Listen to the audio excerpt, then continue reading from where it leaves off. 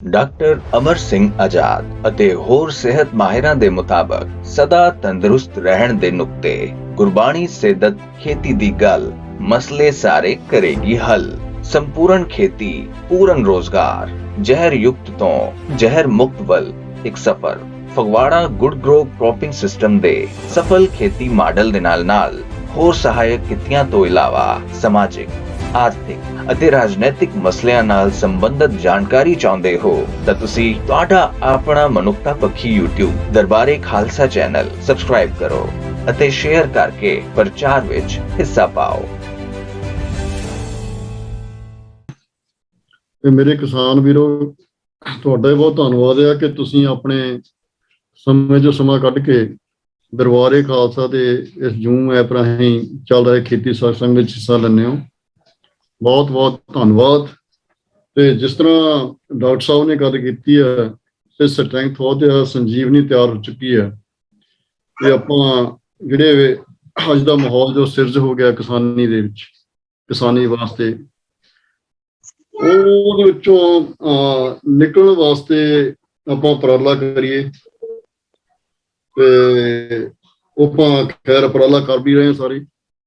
ਤੇ ਤੁਸੀਂ ਸਾਰਿਆਂ ਨੇ ਥੋੜਾ ਏਰੀਏ ਦੇ ਵਿੱਚ, ਕੁਛ ਨੇ, ਕਈਆਂ ਨੇ ਜ਼ਿਆਦਾ ਏਰੀਏ ਦੇ ਵਿੱਚ, ਕਈਆਂ ਨੇ ਯਾਨੀ ਕਿ ਥੋੜੇ ਏਰੀਏ ਵਿੱਚ ਆਪਣੇ ਆਪਣੇ ਜਿਹੜੇ ਐਕਸਪੀਰੀਅੰਸ ਆ ਉਹ ਕੀਤੇ ਨੇ, ਤਜਰਬੇ ਕੀਤੇ ਨੇ, ਐਕਸਪੈਰੀਮੈਂਟ ਕੀਤੇ ਨੇ ਤੇ ਐਕਸਪੀਰੀਅੰਸ ਤੁਸੀਂ ਸ਼ੇਅਰ ਕਰਦੇ ਹੋ ਸਮੇਂ ਤੇ ਬਹੁਤ ਜ਼ਰੂਰੀ ਹੈ ਇਹ। ਆਪਾਂ ਯਾਨੀ ਕਿ ਜਿਹੜੀ ਇਹਦੀ ਸਟਰੈਂਥ ਆ ਉਹਨੂੰ ਜਾਣ ਪਾਈਏ, ਜਿਹੜਾ ਸਿਸਟਮ ਆ ਜਿਹੜਾ ਕਿ ਕੁਦਰਤ ਦੇ ਅਸੂਲਾਂ ਦੇ ਮੁਤਾਬਕ ਜੀਵਨ ਨੂੰ ਕਿੱਦਾਂ ਚਲਾ ਰਹੀ ਹੈ ਨੇਚਰ, ਉਹ ਤੇ ਆਧਾਰਿਤ ਹੈ। ਤੇ ਇਹਦੀ ਸਟਰੈਂਥ ਸੱਚਮੁੱਚ ਹੀ ਬਾਕਮਾਲ ਆ। ਤੇ ਆਪਾਂ ਇਹ ਸਾਰਾ ਜਿਹੜਾ ਹੈਗਾ ਸਿਸਟਮ ਹੈ, ਜਿਹੜੇ ਕੁਦਰਤ ਦੇ ਅਸੂਲ ਨੇ, ਫਟਾਲਿਜ਼ਮ ਨੇ ਜੀਵਨ ਨੂੰ ਚਲਾਉਣ ਦੇ, ਉਹਨਾਂ ਨੂੰ ਚੰਗੀ ਤਰ੍ਹਾਂ ਸਮਝ ਕੇ ਆਪਾਂ ਜਿਸ ਵੇਲੇ ਆਪਾਂ ਆਪਣੀ ਕਾਸ਼ਤਕਾਰੀ ਵਿੱਚ ਉਤਾਰਾਂਗੇ ਤਾਂ ਬਿਨਾਂ ਸ਼ੱਕ ਆਪਾਂ ਜਿਹੜੀ ਕਾਸ਼ਤਕਾਰੀ ਆ ਜਾਂ ਖੇਤੀ ਆ ਇਹਨੂੰ ਲਾਹੇਵੰਦ ਧੰਦਾ ਵੀ ਬਣਾ ਲਵਾਂਗੇ ਤੇ ਨਾਲੇ ਨਾਲ ਜਿਹੜੇ ਆਪਣੇ ਕੁਦਰਤੀ ਸਰੋਤ ਨੇ ਉਹਨਾਂ ਦੇ ਵੀ ਆਪਾਂ ਬਚਾਅ ਕਰ ਲਵਾਂਗੇ ਤੇ ਜਿਹੜਾ ਸਾਡਾ ਖਾਣਾ ਆ ਉਹ ਵੀ ਜ਼ਹਿਰ ਮੁਕਤ ਹੋ ਜਾਏਗਾ ਤੇ ਜਿਹੜਾ ਪੰਜਾਬ ਆ ਉਹ ਸਹੀ ਮਾਇਨੇ ਦੇ ਵਿੱਚ ਇੱਕ ਇਹੋ ਜਿਹਾ ਕਿੱਤਾ ਬਣੇਗਾ, ਯਾਨੀ ਕਿ ਸੰਸਾਰ ਦਾ ਬਿਹਤਰੀਨ ਕਿੱਤਾ ਜਿਹਦੇ ਵਿੱਚ ਹਰ ਪੱਖ ਤੋਂ ਸਾਰਾ ਹੀ ਬਿਹਤਰੀ ਹੋਏਗੀ। ਤੇ ਆਓ ਆਪਾਂ ਰਲ ਮਿਲ ਕੇ ਸਾਰੇ ਇਸ ਪਾਸੇ ਨੂੰ ਹੰਭਲਾ ਮਾਰੀਏ।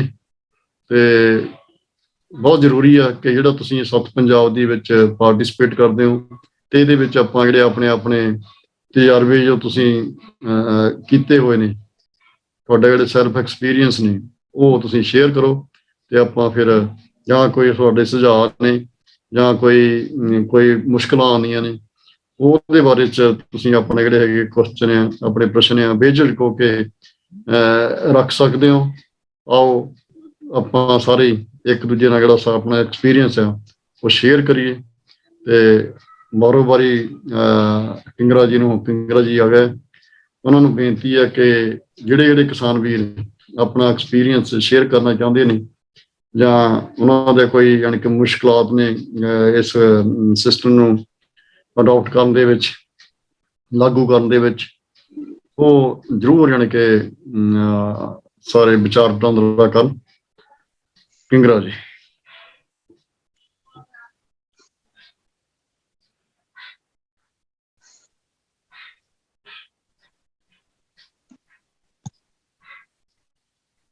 ਹੈਲੋ। ਹਾਂਜੀ ਡਾਕਟਰ ਸਾਹਿਬ। ਹਾਂਜੀ, ਸਤਿ ਸ਼੍ਰੀ ਅਕਾਲ ਜੀ। ਹਾਂਜੀ ਕਿੰਗਰਾ ਜੀ।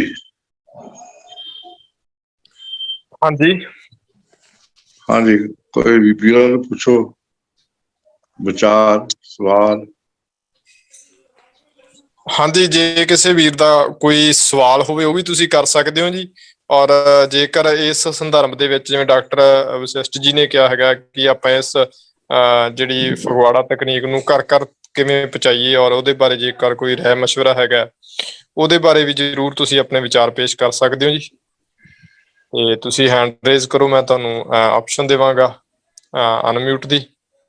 ਹਾਂਜੀ ਰਸ਼ਪਾਲ ਸਿੰਘ ਜੀ, ਅਨਮਿਊਟ ਕਰੋ ਜੀ। ਸਤਿ ਸ਼੍ਰੀ ਅਕਾਲ ਜੀ ਡਾਕਟਰ ਸਾਹਿਬ।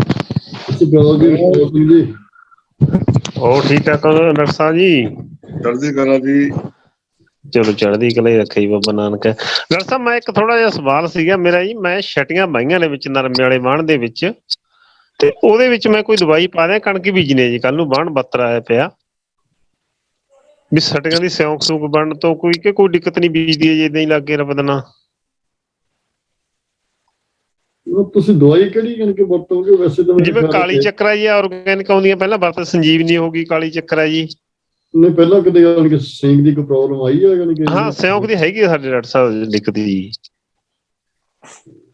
ਕਾਲੀ ਛਟੀਆਂ ਦਾ ਜੰਮ ਵਧੀਆ ਸੀ, ਛਟੀਆਂ ਵਿੱਚ ਬਾਈਆਂ ਤਾਂ ਬਣੂ ਸਿਉਂਕ ਤਾਂ ਜੀ ਫਿਲਹਾਲ। ਕਾਲੀ ਚੱਕਰ ਉਹਦੇ ਤੁਸੀਂ ਐਪਲੀਕੇਸ਼ਨ ਕਿੱਦਾਂ ਕਰੋਗੇ, ਜਾਂ ਦਾ ਟ੍ਰੀਟਮੈਂਟ ਕਰਕੇ ਯਾਨੀ ਕਿ ਸੀਡ ਦੀ ਟ੍ਰੀਟਮੈਂਟ ਕਰ ਲਓ, ਜਾਂ ਬੀ ਨੂੰ ਲਾ ਦਿੰਦੇ ਜੀ। ਹਾਂ ਬੀ ਨੂੰ ਦਵਾਈ ਲਾ ਕੇ ਸਿੱਟਾ ਦੇ ਦੇਣੇ ਜੀ। ਬੀ ਨੂੰ ਲਾ ਕੇ, ਉਹ ਯਾਨੀ ਕਿ ਵਧੀਆ ਰਹੂਗਾ ਮੇਰੇ ਖਿਆਲ। ਹਾਂਜੀ ਹਾਂਜੀ ਹਾਂਜੀ, ਮੈਂ ਇਹਨੂੰ ਪੁੱਛਦਾ ਸੀ ਵੀ ਉਦਾਂ ਛਿੱਟਾ ਦੇ ਦੀ ਮਿੱਟੀ 'ਚ ਲਾ ਕੇ ਬਾਣ 'ਚ, ਕਿ ਬੀ ਨੂੰ ਲਾ ਕੇ ਦੇ ਦੀ ਜੀ। ਬੀ ਨੂੰ ਤੁਸੀਂ ਟ੍ਰੀਟ ਕਰ ਲਓ, ਜ਼ਿਆਦਾ ਵਧੀਆ। ਠੀਕ ਹੈ ਜੀ, ਠੀਕ ਹੈ, ਥੈਂਕ ਯੂ ਡਾਕਟਰ ਸਾਹਿਬ।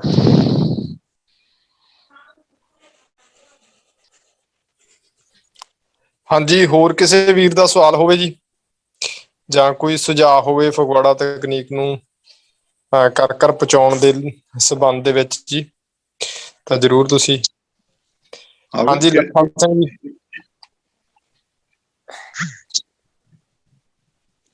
ਹਾਂਜੀ ਲੱਖਾ ਸਿੰਘ ਜੀ, ਤੁਹਾਡੇ ਕੋਲੇ ਮੈਸੇਜ ਆਉਂਦਾ ਹੋਊਗਾ, ਅਨਮਿਊਟ ਕਰੋ ਜੀ।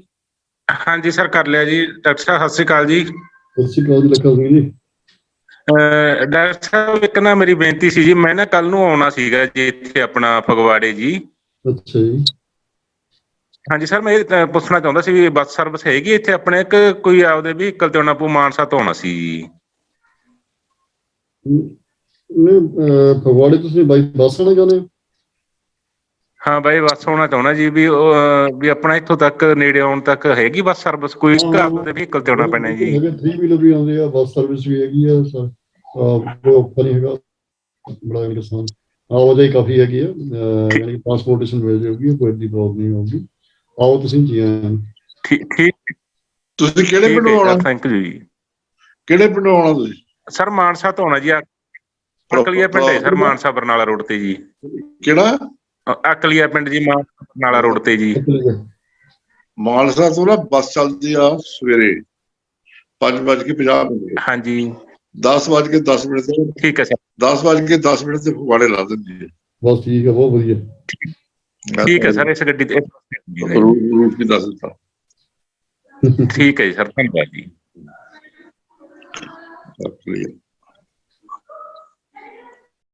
ਹਾਂਜੀ ਆਪਣੇ ਸੁਖਵਿੰਦਰ ਸਿੰਘ ਜੀ। ਹਾਂਜੀ ਤੁਸੀਂ ਵੀ ਦੱਸਿਓ, ਅੱਜ ਦਾ ਮੁੱਖ ਆਪਾਂ ਜਿਹੜਾ ਆਲੇ ਦੁਆਲੇ ਪਿਆ ਨਾ, ਕਿਸਾਨਾਂ ਨੂੰ ਫਿਰ ਲਾਈਨਾਂ ਵਿੱਚ ਖੜਨਾ ਪੈ ਰਿਹਾ, ਧਰਨੇ ਦੇਣੇ ਪੈ ਰਹੇ ਹੈਗੇ ਆ ਖਾਦਾਂ ਦੇ ਇਨਪੁਟ ਵਾਸਤੇ, ਇਹਦੇ ਬਾਰੇ ਕੋਈ ਵਿਚਾਰ ਲਓ ਵੀ ਕੀ ਹੈ ਸਿਸਟਮ।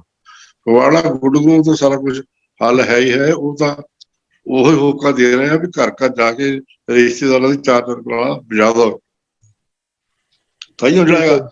ਉਹ ਪ੍ਰੇਰ ਹੋਣਗੀਆਂ ਨਾ ਕੋਈ ਇਹਦੇ ਬਾਰੇ, ਡੀਏਪੀ ਬਾਰੇ, ਉਹਦੇ ਬਾਰੇ ਇਹ ਵਿਚਾਰ ਲਓ ਵੀ ਉਹਨਾਂ ਨੇ ਕਿੱਦਾਂ ਵਾਪਰਦੀ ਹੈ।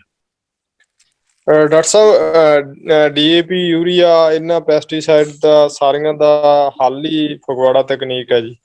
ਹਾਂ ਉਹ ਤਾਂ ਹੈ ਜੀ। ਠੀਕ ਹੈ ਨਾ, ਜਿਹੜੀ ਲੁੱਟ ਹੋ ਰਹੀ ਹੈ ਨਾ ਲੋਕਾਂ ਨੂੰ ਅਲੱਗ-ਅਲੱਗ ਨਾਵਾਂ ਤੇ, ਅਸੀਂ ਤਾਂ ਉਹ ਸੁਚੇਤ ਕਰ ਰਹੇ ਹਾਂ ਵੀ ਵੀਰੋ ਬਚੋ, ਇੰਨੀ ਜ਼ਿਆਦਾ ਅਲਟਰੇਸ਼ਨ ਆ ਰਹੀ ਆ, 0% ਤੇ ਪ੍ਰੋਗਰਾਮ ਆ ਰਿਹਾ।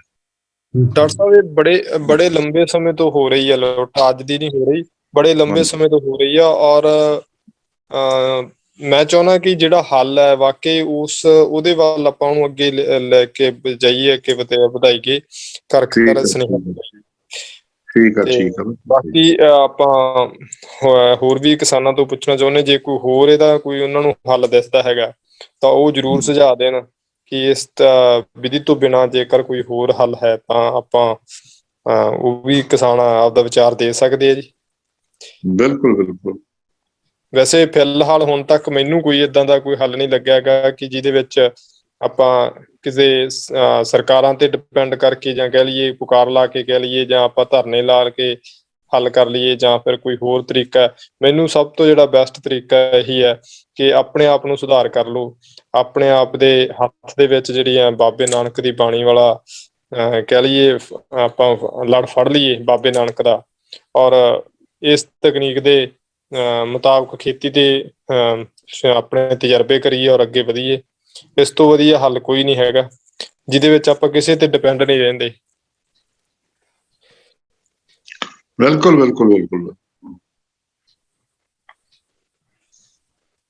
ਹਾਂਜੀ, ਬਾਕੀ ਕਿਸਾਨ ਵੀਰ ਵੀ ਜੇ ਕੋਈ ਕਿਸੇ ਦਾ ਵਿਚਾਰ ਹੋਵੇ ਤਾਂ ਜ਼ਰੂਰ ਤੁਸੀਂ ਦੇ ਸਕਦੇ ਹੋ ਜੀ, ਕਿਉਂਕਿ ਇਹ ਸੱਥ ਪੰਜਾਬ ਦੇ ਵਿੱਚ ਆਪਾਂ ਖੁੱਲ੍ਹ ਕੇ ਵਿਚਾਰ ਰੱਖ ਸਕਦੇ ਹਾਂ। ਸੱਥ ਦੀ ਤਰ੍ਹਾਂ ਹੀ ਆਪਾਂ ਗੱਲਬਾਤ ਆ ਜਿਹੜੀ ਉਹ ਸਾਰੇ ਵੀਰਾਂ ਦੇ ਜੋ ਵੀ ਕੋਈ ਉਹਨਾਂ ਦੇ ਮਨ ਦੇ ਵਿੱਚ ਹੈਗਾ ਉਹ ਆਪਣਾ ਸਵਾਲ ਜਿਹੜਾ ਉਹ ਜਾਂ ਸੁਝਾਅ ਉਹ ਦੇ ਸਕਦੇ।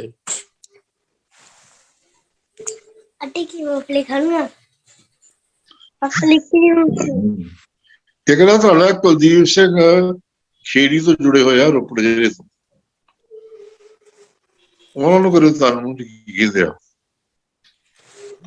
ਕੁਲਦੀਪ ਸਿੰਘ ਖੇੜੀ ਵੀਰ ਜੀ, ਜੇਕਰ ਤੁਸੀਂ ਆਵਾਜ਼ ਸੁਣ ਰਹੇ ਹੋ ਤਾਂ ਹੈਂਡ ਰੇਜ਼ ਕਰ ਦਿਓ ਜੀ। ਇੱਕ ਕੁਲਦੀਪ ਸਿੰਘ ਨਾਮ ਤੇ ਤਾਂ ਹੈ ਹੀ ਨਹੀਂ ਪਤਾ ਵੀ ਕਿਹੜੇ ਪਿੰਡ ਤੋਂ? ਰੋਪੜ ਜ਼ਿਲ੍ਹੇ ਤੋਂ ਆ, ਪਿੰਡ ਦਾ ਨਾਂ ਹੀ ਖੇੜੀ ਹੈ ਇਹਦਾ।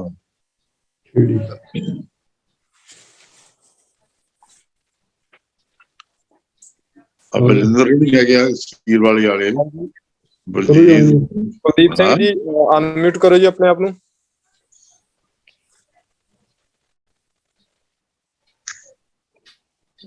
ਕੁਲਦੀਪ ਸਿੰਘ ਜੀ ਤੁਹਾਡੇ ਕੋਲ ਮੈਸੇਜ ਆ ਰਿਹਾ ਹੋਊਗਾ। ਹੈਲੋ ਹੈਲੋ, ਸਤਿ ਸ਼੍ਰੀ ਅਕਾਲ ਜੀ। ਸਤਿ ਸ੍ਰੀ ਅਕਾਲ ਡਾਕਟਰ ਸਾਹਿਬ, ਸਤਿ ਸ੍ਰੀ ਅਕਾਲ ਜੀ। ਕੀ ਹਾਲ ਚਾਲ ਹੈ ਖੇੜੀ ਵਾਲਿਓ? ਠੀਕ ਠਾਕ ਹੈ, ਕਿਵੇਂ ਚੱਲਦਾ ਪ੍ਰੋਗਰਾਮ? ਵਧੀਆ ਚੱਲਦਾ ਜੀ ਆਪਣਾ ਤਾਂ। ਆਲੂ ਲਾਏ ਆਪਾਂ, ਛੋਲੇ ਲਾਏ ਆ ਜੀ, ਅੱਛਾ ਅੱਛਾ ਅੱਛਾ ਅੱਛਾ ਮਸਰੀ ਬੀਜੀ ਹੈ ਜੀ ਕੁਛ। ਅੱਛਾ ਅੱਛਾ ਅੱਛਾ ਅੱਛਾ। ਹਾਂਜੀ ਸਰੋਂ ਵੀ ਬੀਜੀ ਆ? ਸਰੋਂ ਹਾਂਜੀ, ਸਰੋਂ ਬੀਜੀ ਦੀ, ਉਹਦੀ ਮੀਂਹ ਨੇ ਕਰੰਟ ਕਰਤੀ ਤੀ ਸਾਰੀ। ਉਹ ਗਾਲਾਂ ਦੇ ਸੀ ਜਿਹੜੀ ਆਪਾਂ ਫਗਵਾੜੇ ਤੇ ਲੈ ਕੇ ਆਏ ਤੀ, ਹੁਣ ਦੁਬਾਰੇ ਆਪਣਾ ਓਲਾ ਬੀਜੀ ਹੈ ਜੀ। ਅੱਛਾ ਅੱਛਾ ਅੱਛਾ, ਚਲੋ ਹਾਂਜੀ ਠੀਕ ਆ, ਬੜਾ ਚੰਗਾ। ਮੈਂ ਕਿਹਾ ਬੜੀ ਦੇਰ ਹੋ ਗਈ, ਵਿਚਾਰ ਨਹੀਂ ਆਏ ਸੀ। ਨਹੀਂ, ਮੈਂ ਜੀ ਇੱਥੇ ਵੀ ਬਿਜਾਈ ਵਿੱਚ ਬੀਜੀ ਤੇ ਜੀ, ਅੱਛਾ, ਕਣਕ ਦੀ ਠੀਕ, ਬਿਜਾਈ ਵਿੱਚ ਵੀ। ਨਹੀਂ ਬੜੀ ਚੰਗੀ ਗੱਲ ਹੈ, ਬੜੀ ਚੰਗੀ ਗੱਲ। ਠੀਕ ਹੈ ਜੀ, ਠੀਕ। ਹਾਂਜੀ Bhupinder Singh ji.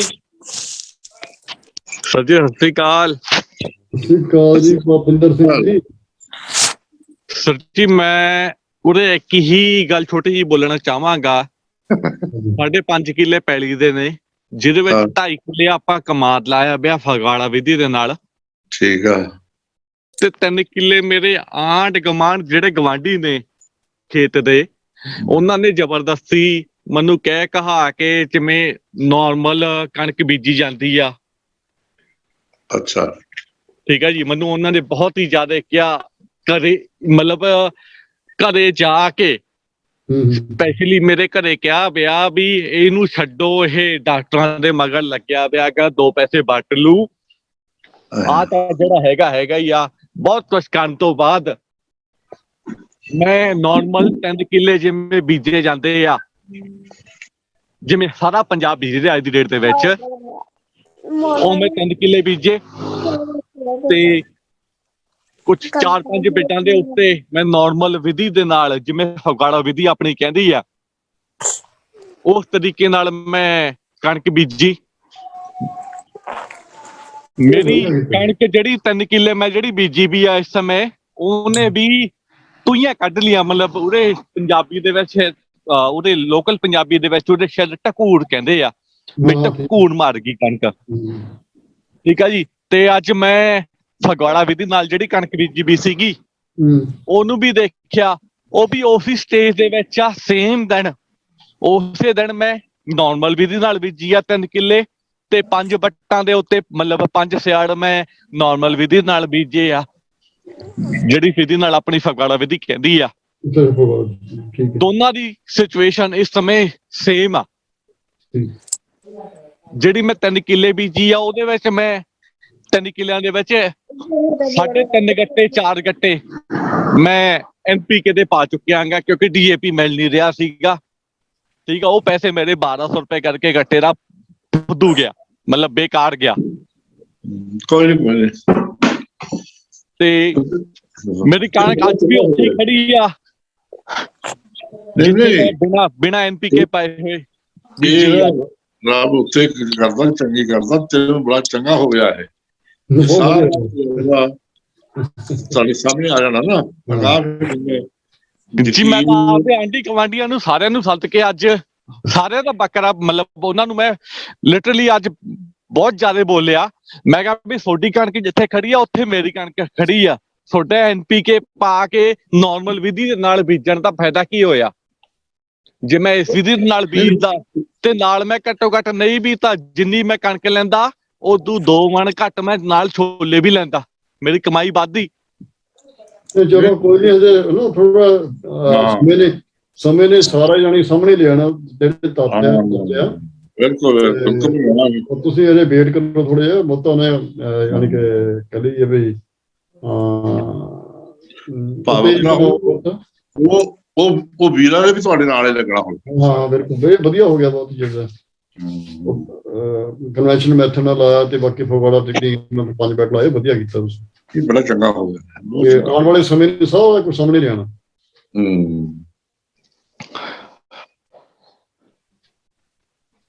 Thank you sir, ਇਸ ਤੋਂ ਬਾਅਦ ਹੋਰ ਕੁਝ ਨਹੀਂ ਬੋਲਾਂਗਾ।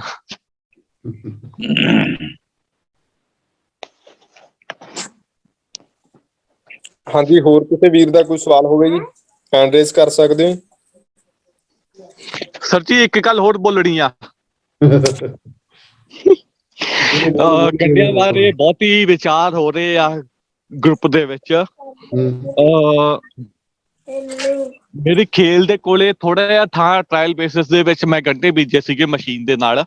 ਅੱਛਾ। ਜੋ ਕਿ ਹੁਣ ਹਰੇ ਹੋ ਰਹੇ ਆ। ਸ਼ਾਇਦ ਸਭ ਤੋਂ ਵੱਡੀ ਮੈਂ ਜਿਹੜਾ ਕਿਸਾਨ ਆ, ਮੈਂ ਨਵਾਂ ਕਿਸਾਨ ਆ ਜੀ। ਮੈਨੂੰ ਤਾਂ ਕੋਈ ਬੂਟਾ ਲਾਉਣਾ ਨਹੀਂ ਆਉਂਦਾ ਸੀਗਾ। ਮੈਂ ਆ ਕੇ ਖੇਤੀ ਸ਼ੁਰੂ ਕਰਤੀ, ਉਹ ਵੀ ਫਗਵਾੜਾ ਵਿਧੀ ਦੇ ਨਾਲ।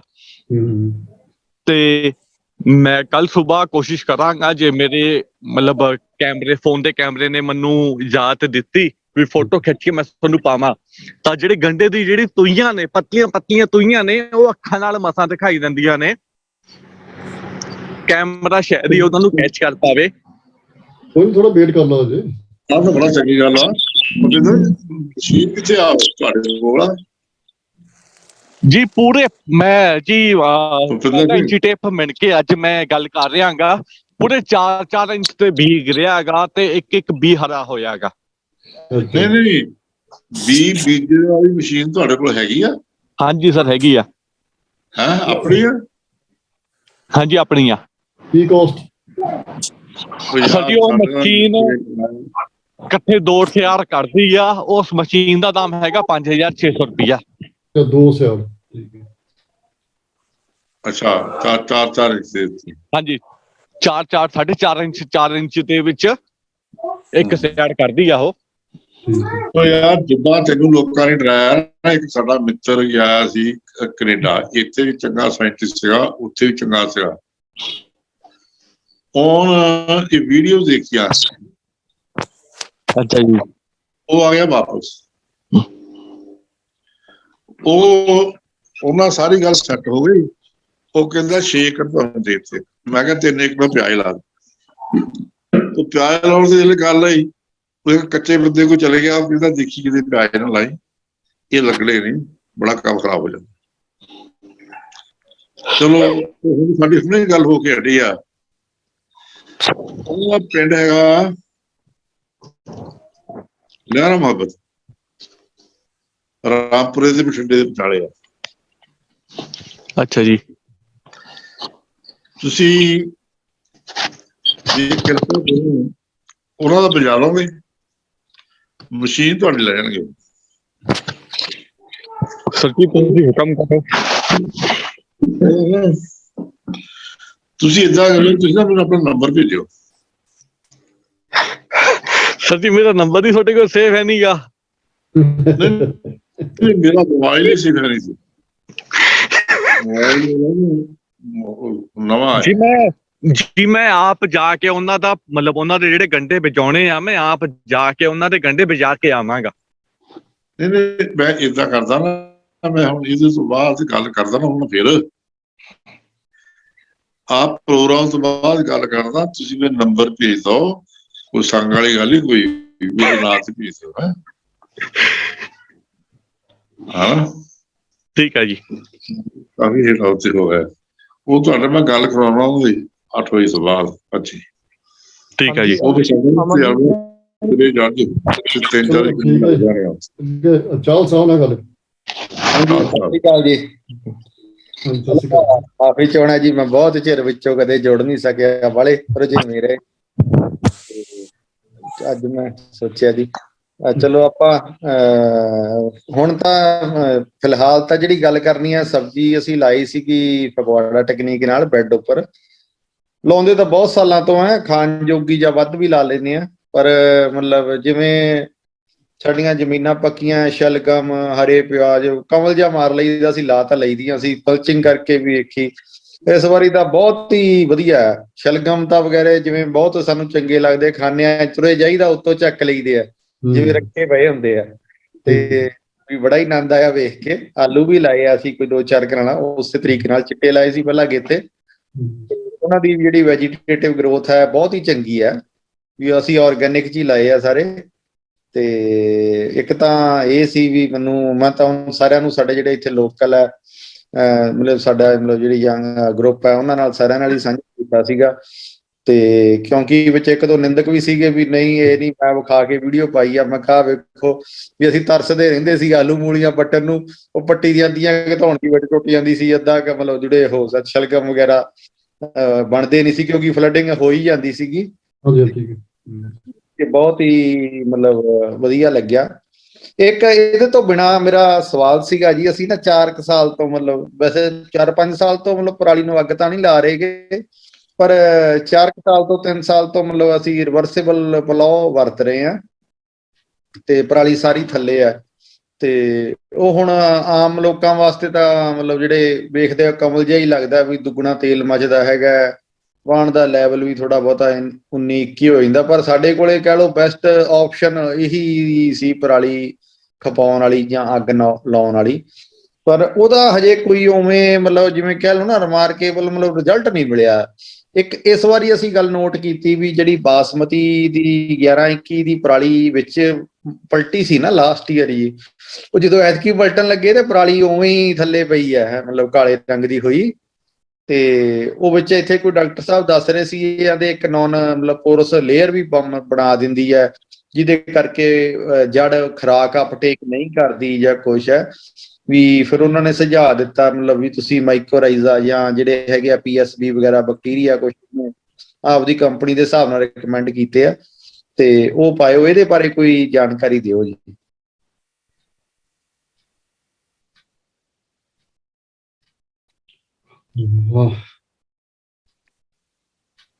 ਜਿਹੜਾ ਤੁਸੀਂ ਰਿਵਰਸੀਬਲ ਪਲਾਓ ਵਰਤਦੇ ਹੋ, ਕਾਫੀ ਯਾਨੀ ਕਿ ਡੂੰਘੀ ਬੁਆਈ ਕਰਦੇ ਹੋ ਨਾ? ਹਾਂਜੀ, ਗਿੱਠਕ ਹੋ ਜਾਂਦੀ ਆ ਉਹਦੇ ਨਾਲ ਜੀ। ਅੱਛਾ।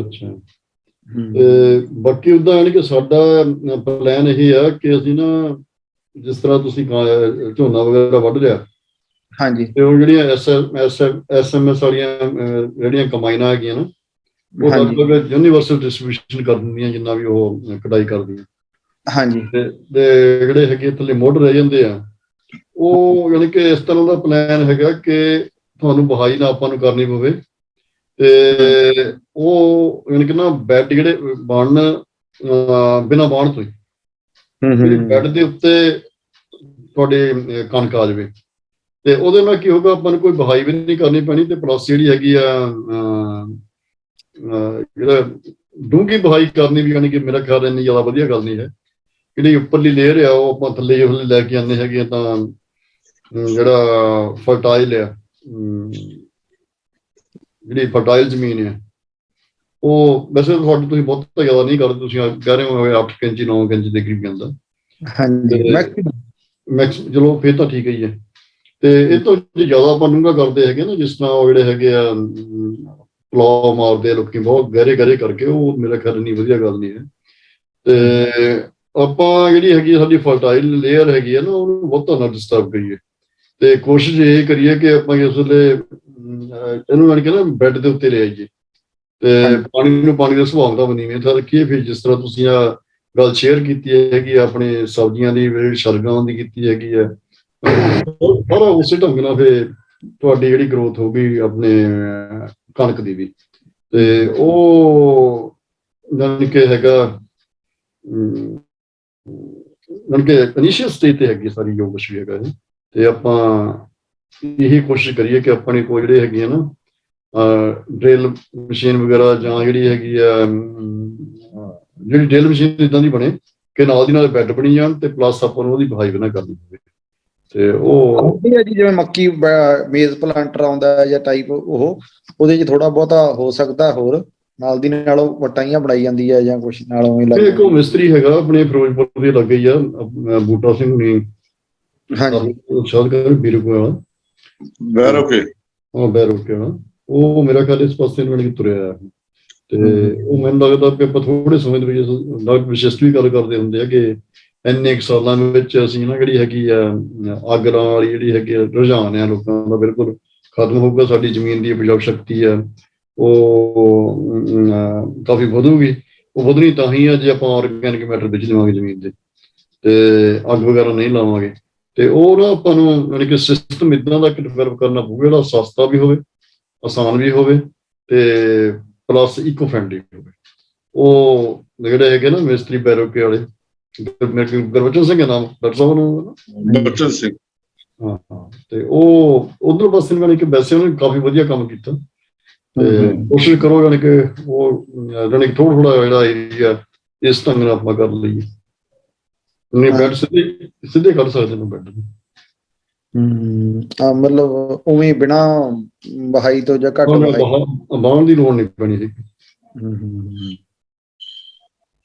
ਤੇ ਇੱਕ ਜਿਹੜੀ ਜੀ ਉਹ ਇਹ ਗਲਣ ਦੀ ਗੱਲ ਹੈ ਪਰਾਲੀ ਦੀ, ਜਿਵੇਂ ਮੈਂ ਤੁਹਾਨੂੰ ਦੱਸਿਆ ਵੀ 1 ਸਾਲ ਬਾਅਦ ਹੀ ਉਹ ਆ ਰਹੀ ਹੈ, ਉਹਦਾ ਕੋਈ ਐਡਵਰਸ ਇਫੈਕਟ ਜਾਂ ਕੋਈ ਹੈਗਾ ਕਿ ਨਹੀਂ, ਕਿ ਕੋਈ ਜਿਹੜਾ ਵੀ ਪਿਛਲੇ ਸਾਲ ਵਾਲੀ ਪਰਾਲੀ ਨਾਲੇ ਉੱਤੇ ਝੋਨਾ ਲੱਗ ਗਿਆ ਦੁਬਾਰੇ, ਮਤਲਬ ਐਂ ਤਾਂ ਨਹੀਂ ਵੀ ਸਾਰੀ ਉਵੇਂ ਪਈ ਆ, ਪਰ ਕਾਲੇ ਰੰਗ ਦੀ ਵੀ ਕਈ ਥਾਵਾਂ ਤੋਂ ਤਾਂ ਮੁੱਠ ਭਰੀ ਜਾ ਸਕਦੀ ਆ, ਮਤਲਬ ਇੰਨੀ ਕੁ ਵੀ ਪਰਾਲੀ ਪਈ ਆ ਵੀ ਉਹ ਡੀਕੰਪੋਜ਼ ਨਹੀਂ ਹੋਈ ਸਾਲ ਬਾਅਦ ਵੀ।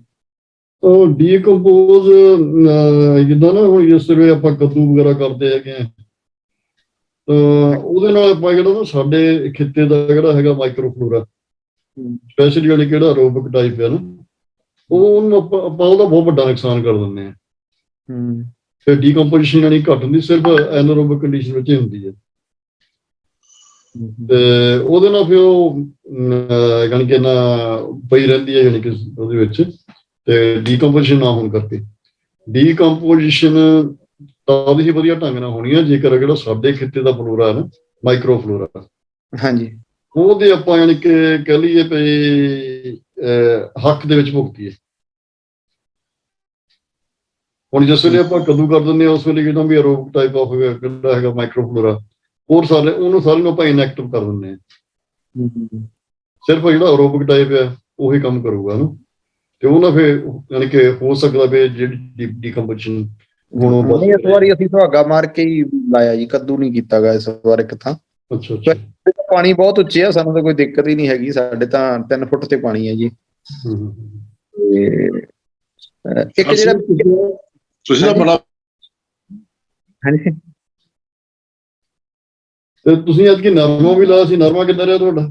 ਨਰਮਾ ਠੀਕ ਰਿਹਾ ਜੀ, ਨਰਮਾ ਮਤਲਬ ਚੰਗਾ ਰਿਹਾ ਪੂਰਾ, ਮਤਲਬ ਉਹਦਾ ਹਿਸਾਬ ਲੇਖਾ ਜੋਖਾ ਤਾਂ ਤੁਹਾਨੂੰ ਦੱਸਾਂਗੇ ਜੀ ਹਿਸਾਬ ਲਾ ਕੇ ਕਿਵੇਂ ਨਰਮਾ ਠੀਕ ਸੀ, ਪਰ ਬਾਅਦ ਚ ਕੁਛ ਕਮੀਆਂ ਮਤਲਬ ਮੈਂ ਸਮਝ ਆਈਆਂ ਵੀ ਈਜ਼ੀ ਗੋਇੰਗ ਜਿਹਾ ਰੱਖ ਲਿਆ ਕੰਮ ਵਿੱਚ। ਸਬਜ਼ੀ ਲਾਉਣੀ ਮੇਰੇ ਹਿਸਾਬ ਨਾਲ ਜਾਂ ਇੰਟਰਕ੍ਰੋਪਿੰਗ ਤਾਂ ਉਨੀ ਜ਼ਰੂਰੀ ਆ ਜਿੰਨਾ ਬੈੱਡ ਤੇ ਲਾਉਣਾ ਜ਼ਰੂਰੀ ਆ।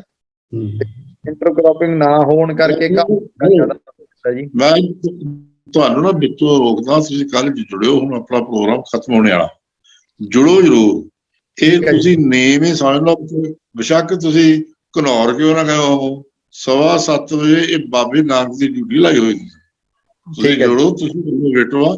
ਇਹ ਕੱਲ ਦਾ ਵਿਸ਼ਾ ਇੱਥੋਂ ਚੱਕਾਂਗੇ, ਜਦੋਂ ਸ਼ੁਰੂ ਕੀਤਾ ਤੁਹਾਡੇ ਕੋਲ ਬੜੀਆਂ ਇਨਫੋਰਮੇਸ਼ਨ ਲੈਣੀ ਆ ਤੇ ਤੁਹਾਡੇ ਲੇਆਊਟ ਵੀ ਨਵੇਂ ਐਕਸਪੈਰੀਮੈਂਟ ਕਰ ਰਹੇ ਆ। ਮੇਰੇ ਖਿਆਲ ਨਾਲ ਪ੍ਰੋਗਰਾਮ ਖਤਮ ਹੋਣ ਵਾਲਾ ਆ, ਤੁਸੀਂ ਸਾਰੀ ਗੱਲ ਕਰੋ। ਹਾਂਜੀ ਬਿੱਲੂ ਬਾਈ ਜੁੜੇ, ਉਹਨੂੰ ਹੈਂਡ ਰੇਜ਼ ਕੀਤਾ, ਉਹਨੂੰ ਦਿਓ। ਹਾਂ ਚਲੋ ਬਿੱਲੂ ਬਾਈ ਜੀ, ਠੀਕ ਹੈ ਜੀ, ਕੋਈ ਨਹੀਂ। ਡਾਕਟਰ ਸਾਹਿਬ ਸਤਿ ਸ੍ਰੀ ਅਕਾਲ ਜੀ। ਜਰੂਰ ਜੀ। ਸਤਿ ਸ਼੍ਰੀ ਅਕਾਲ। ਹਾਂਜੀ ਚਲੋ ਕੱਲ ਨੂੰ ਕਰ ਲਾਂਗੇ ਜੀ, ਜੇ ਟਾਈਮ ਘੱਟ ਰਹਿ ਗਿਆ। ਹਾਂਜੀ ਮੈਂ ਇਹ ਕਹਿੰਦਾ ਸੀਗਾ, ਆਪਾਂ ਨਾ ਜੀ ਪਰਾਰ ਸਾਲ ਪਿਛਲੇ ਤੋਂ ਪਿਛਲੇ ਸਾਲ ਆਪਾਂ ਉਹ ਮਲਚਰ ਮਾਰ ਕੇ ਜਿਹੜਾ ਕੱਲੇ ਕਰਚਿਆਂ ਨੂੰ ਕੁਤਰਾ ਕਰ ਦਿੰਦਾ, ਉਹ ਕਰਕੇ ਉਦੋਂ ਬਾਅਦ ਡਰਿੱਲ ਨਾਲ ਕਣਕ ਬੀਜੀ, ਉਹਦੀ ਉਹ ਲਾਂਗਾ ਉੱਤੇ ਪਿਆ ਰਿਹਾ, ਗਿੱਠ ਗਿੱਠ ਲਾਂਗਾ ਬਣ ਜਾਂਦਾ ਉਹ ਪਰਾਲੀ ਦਾ, ਉਹ ਉੱਪਰ ਹੀ ਪਿਆ ਰਿਹਾ, ਪਰ ਉਹ ਕਣਕ ਹੋਈ ਨਹੀਂ।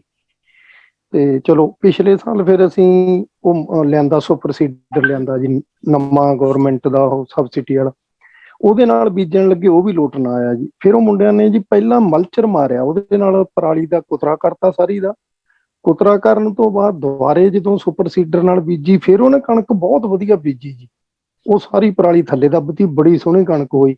ਐਤਕੀ ਵੀ ਉਵੇਂ ਬੀਜੀ ਆ ਜੀ, ਪਰ ਉਹ ਪਹਿਲਾਂ ਉਹ ਸਿੱਧੀ ਨਹੀਂ ਜੀ ਬੀਜੀ ਉਹਨੇ ਡਾਕਟਰ ਸਾਹਿਬ, ਪਹਿਲਾਂ ਉਹ ਮਲਚਰ ਮਾਰ ਕੇ ਉਹ ਪਰਾਲੀ ਦਾ ਕੁਤਰਾ ਕਰਨਾ ਪਿਆ, ਫਿਰ ਉਦੋਂ ਬਾਅਦ ਸੁਪਰ ਸੀਡਰ ਚਲਾਇਆ, 2 ਵਾਰੀ ਜਾਨੀ ਟਰੈਕਟਰ ਚਲਾਉਣਾ ਪਿਆ। ਉਹ ਸੁਪਰ ਸੀਡਰ ਆ ਜਿਹੜਾ, ਵੱਡੇ ਟਰੈਕਟਰ ਖਿੱਚਦੇ ਨੇ, ਆਪਣੇ ਕੋਲੇ 36-30 ਵੋਲਟ ਆ, ਉਹਨੇ ਖਿੱਚਿਆ ਨਹੀਂ। ਚਲ ਸਾਡੇ ਉੱਥੇ ਟਰੈਕਟਰ ਵੇਚਦੇ ਆ ਮੁੰਡੇ, ਬਾਜ਼ਾਰ ਲਾਉਂਦੇ ਆ, ਉਹ ਕਿਰਾਏ ਤੇ ਦੇ ਦਿੰਦੇ ਆ, ਉਹਨਾਂ ਕੋਲ ਵੱਡੇ ਟਰੈਕਟਰ ਹੁੰਦੇ, ਉਹਦੇ ਨਾਲ ਬੀਜੀ ਆ। ਹੁਣ 2 ਸਾਲ ਹੋ ਗਏ ਜੀ ਉਹਦੇ ਨਾਲ ਬੀਜਦਾ, ਹੁਣ ਅਗਲੇ ਸਾਲ ਤਾਂ ਚਲ ਮੈਂ ਚਲੇ ਜਾਣਾ ਜੀ, ਹੁਣ 10 ਕੁ ਦਿਨਾਂ ਨੂੰ, ਫਿਰ ਅਗਲੇ ਸਾਲ ਨਾ ਜੀ ਉਹ ਬੀਜਣ ਤੋਂ ਬਾਅਦ ਉਹਦੇ ਵਿੱਚ ਬੈੱਡ ਖਿੱਚਾਂਗੇ ਜੀ, ਬਾਅਦ ਦੇ ਵਿੱਚ ਫਿਰ ਐਕਸਪੈਰੀਮੈਂਟ ਕਰਾਂਗੇ। ਪਰ ਮੈਂ ਇਹ ਚਰਚਾ ਬੜੀ ਵਧੀਆ ਸ਼ੁਰੂ ਹੋਈ, ਆਪਾਂ ਕੱਲ ਫੇਰ ਜਾਰੀ ਰੱਖਾਂਗੇ ਇਸ ਤੋਂ ਬਾਅਦ, ਕਿਉਂਕਿ ਉਹਨਾਂ ਬਿਲਕੁਲ ਸਮਾਂ ਹੋ ਚੁੱਕਾ, ਫਿਰ ਗੱਲਾਂ ਜਕਾਰਾ ਬਾਬੇ ਦਾ ਰਹਿ ਜਾਣਾ। ਠੀਕ ਆ ਜੀ।